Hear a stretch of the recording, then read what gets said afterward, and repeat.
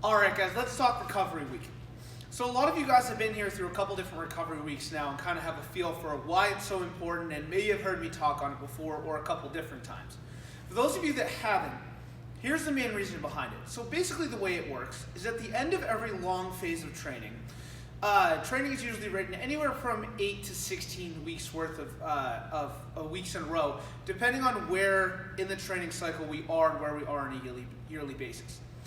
At the end of those training cycles, because the training we do here is so full body specific, if you're doing something that's a push, you're usually involving your core in some other way, whether it's a push-up, whether it's a bench press that's an offset, whatever the case. Or, a deadlift versus squat. We don't really do a lot of isolation exercises. People that work out week after week after week after week after week and never stop, a lot of times tend to build on a little bit more isolation-based exercises. They work the chest and then maybe the back, and then they won't touch that group for another, 3 or 4 days, so it gets full rest. Well, the way that we train at Get Fit New Hampshire, everything is functional, meaning that it's pretty much full body.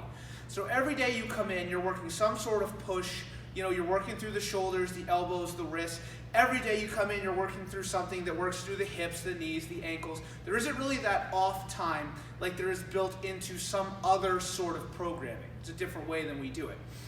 The reason that we take these set weeks off is because we train a little bit harder in that sense, or a little bit more, it breaks you down a little bit more. We take that extra time to help you get back up and fully realize those differences you've made.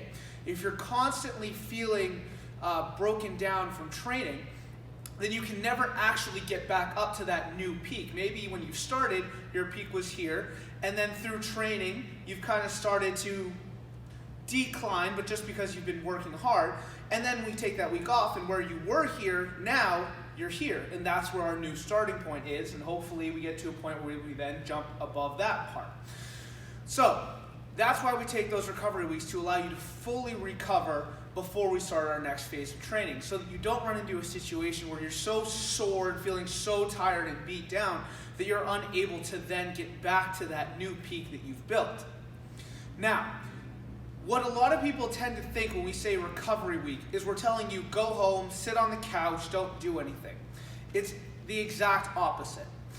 But we're asking you to do things that are a little bit more recreational, a little bit easier on your body.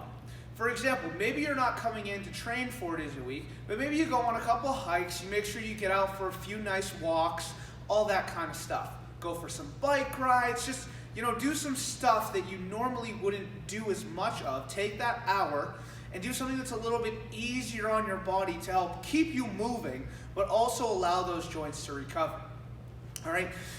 Another thing, what we are not looking for you to do is then up your other exercise variables. So for example, we have a lot of people in here that are runners. They do some sort of recreational running. Some people do marathon, whatever it may be.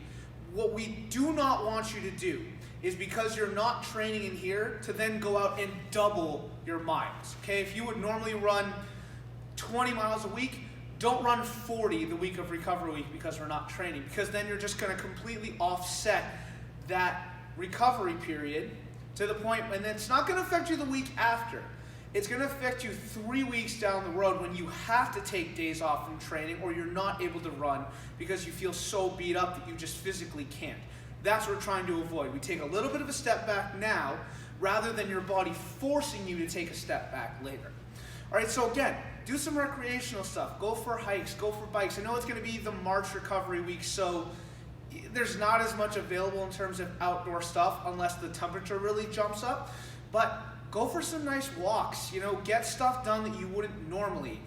Take that extra hour to meal prep, plan your meals, kind of get yourself set up so that you're ahead when the next week starts, all right?